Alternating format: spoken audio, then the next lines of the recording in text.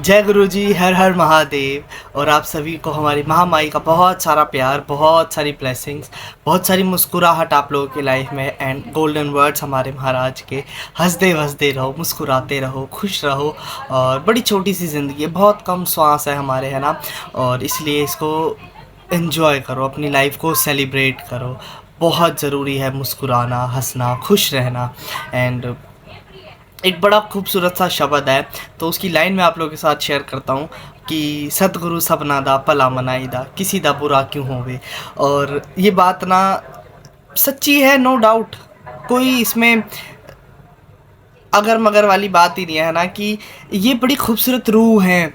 और मतलब भगवान का रूप है ऑफ कोर्स हम लोगों के लिए, हम गुरु संगत के लिए।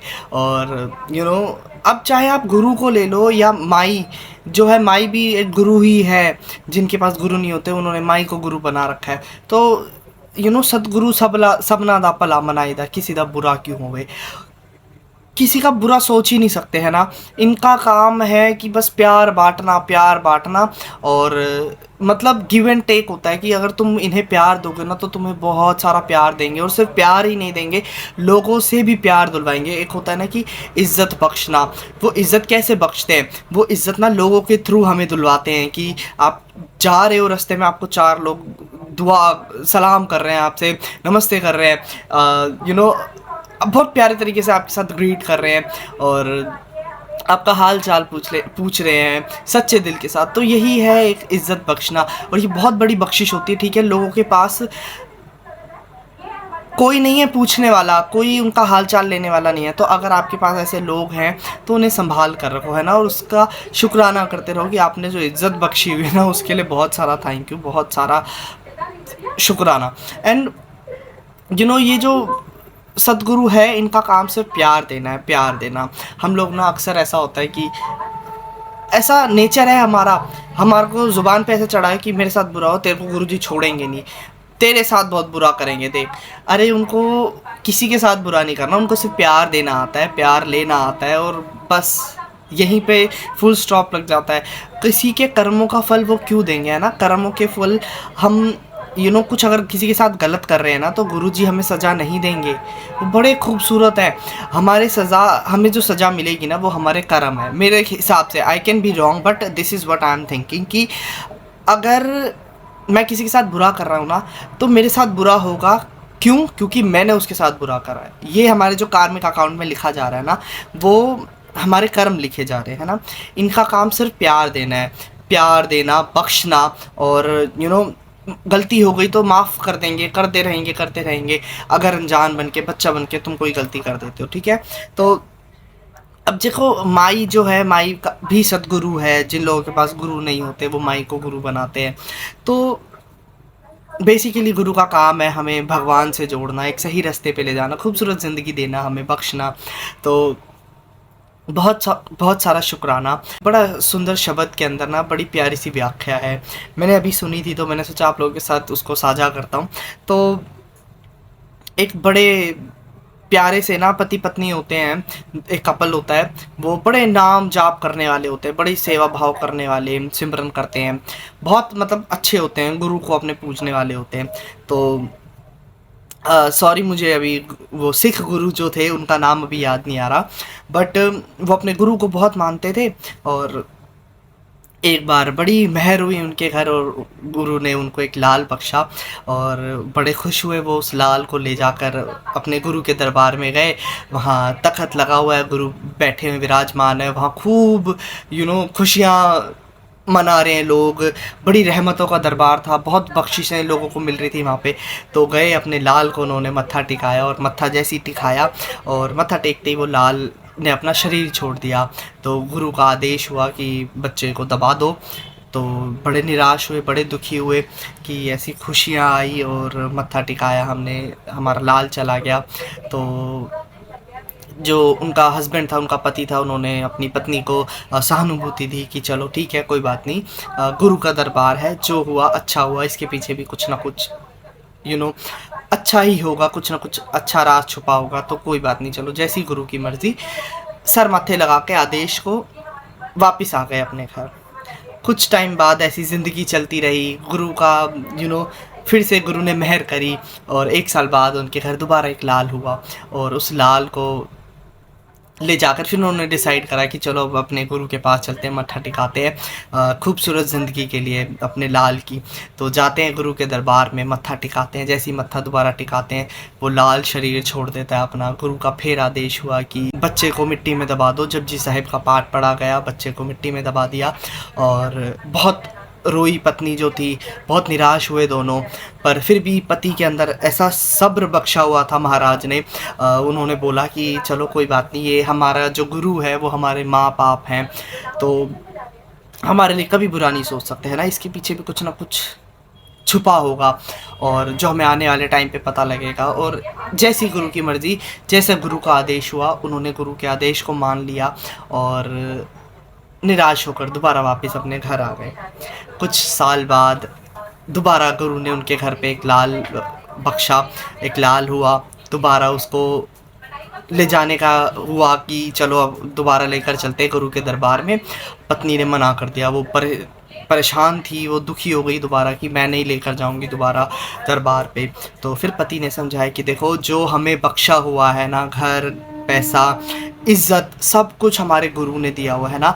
ये लाल भी गुरु की रहमत से हमारे पास आया है। अगर इसको हम उस गुरु के पास नहीं ले जाएंगे, मत्था नहीं टिकाएंगे, तो उसकी क्या ही ज़िंदगी होगी, है ना। जो अपने गुरु को नहीं देख पाया, ये भी तो उनकी बख्शिश है। तो बड़ा समझाया, दोबारा उसको लेकर गए अपने गुरु के दरबार में और दोबारा गुरु के चरणों में मत्था टिकाया और बड़े प्यार से गुरु का एक हाथ आया और गुरु ने बोला कि चिरंजीवी रहो और खूब गुरु दरबार की खुशियाँ मनाओ, खूब खुश रहो। और बड़ा प्यारा सा उस बच्चे को आशीर्वाद दिया गुरु महाराज ने। और उसके बाद फिर जो उस बच्चे का पिता था उसने पूछा कि जो पहले मेरे जो संतान थी उनको आपने आशीर्वाद क्यों नहीं दिया। तो बड़ा प्यारा सा गुरु का जवाब था। बट उससे पहले आप ये देखो कि 2 बार ऐसा नुकसान होने के बाद भी वो जो इंसान था उसके अंदर इतना सब्र था, इतना पेशेंस था कि वो फिर भी अपने गुरु के दरबार पे गया। क्यों? क्योंकि उसे पता था कि सारी बख्शिश जो हमें जो भी मिली है, जितनी भी गलतियों की माफ़िया हमें मिली हैं या जो भी आज तक हमने कमाया है, जो भी हमारे पास है ना, वो सब कुछ हमारे गुरु ने दिया है हमें, है ना। तो दोबारा वो हिम्मत करके गए अपने गुरु के पास। अब उन्होंने ये पूछा कि मेरी जो बाकी संतान थी पहले जो जिनको मैं लाया, ये आशीर्वाद आप पहले दे देते। तो गुरु ने जो जवाब दिया वो था कि जो लाल तू पहले लेकर आया था ना, उसकी मृत्यु 16 साल की उम्र में हो जाती। वो 16 साल की उम्र में पूरा हो जाता और कितना दुख होता तुम्हें कि इतना पाल पोस के बड़ा करा उसे, 16 साल बाद वो तुम्हें छोड़कर चला जाता। तो इसलिए उसके जन्म मरण की गेड़ी ख़त्म हो गई। मत्था टेकते ही उसने शरीर छोड़ दिया अपना। और फिर उस बच्चे के पिता ने दोबारा पूछा कि मेरी जो दूसरी संतान थी, दूसरी बार जब मैं आया तो उन्होंने बोला उसकी उम्र 25 साल तक ही थी, शादी होती उसकी, उसके बाद उसने शरीर छोड़ देना था। और कितना बुरा लगता कि माँ बाप के होते हुए जवान बच्चा चला जाए। इतनी बड़ी खुशी हुई, घर में शादी हुई और फिर उसके बाद उसने चला जाना था तुम्हें छोड़ के, मतलब शरीर छोड़ देता वो अपना। तो इससे बुरा क्या ही होता। तो इसलिए अब जो ये लाल बख्शा है ना मैंने, इसकी जितनी आयु लेकर आया ये उतनी ही ज़िंदगी जिएगा। और वो जो 2 बार जो भी हुआ उससे तुम्हारे जन्म मरण की गेड़े ख़त्म हो गए। जो भी उनके 16 साल और 25 साल की गेड़ियाँ थी वो ख़त्म हो गई और तुम दोनों की जो दुख तकलीफ़ परेशानी थी वो भी टल गई, वो भी ख़त्म कर दी मैंने। तो इससे अच्छी, इससे बड़ी रहमत कुछ नहीं हो सकती, है ना। इतना बड़ा खुशियाँ दे दी गुरु ने। और मतलब खुशी भी ऐसे कि उनकी गेड़ियाँ ख़त्म कर दी। उनको इतना लंबे तक सफ़र तक साथ चलना, फिर आधे रास्ते में साथ छोड़ देना, माँ बाप के लिए इससे बुरा कुछ नहीं हो सकता, है ना। तो ये गुरु की बख्शिश थी, गुरु की रहमत है। और ये ना कहीं पर भी हो सकता है, किसी के साथ भी हो सकता है। बस बात है कि विश्वास करना। अब देखो वो टाइम तो ऐसा था कि उन्होंने अपने गुरु को फिज़िकली देखा और उन्होंने वो बातचीत करी, है ना। अब हम लोगों के साथ भी ऐसा अगर चमत्कार हो ना तो फिर हमें समझना है, कि अरे ये गुरु ने करा है। चीज़ों को ऐसे कनेक्ट करो, तार जोड़ो, आप फिर रियलाइज़ करोगे कि अरे ये तो गुरु की रहमत ही थी, ये तो गुरु की मर्ज़ी से हुआ है, गुरु ने ही चमत्कार करा है। या हमारी माई, मैं गुरु के मतलब माई भी है, गुरु जी भी हैं, सब कुछ। मैं सबको एक बड़ी स्टोरी मैंने आप लोगों के साथ शेयर कर रहा हूँ कि अपने जो भी गुरु है, भगवान है, उनके ऊपर भरोसा रखो। जो भी होगा खूबसूरत नहीं, बेहतरीन होगा, बेहतर से बेहतरीन होगा। सिर्फ विश्वास करने की देरी है।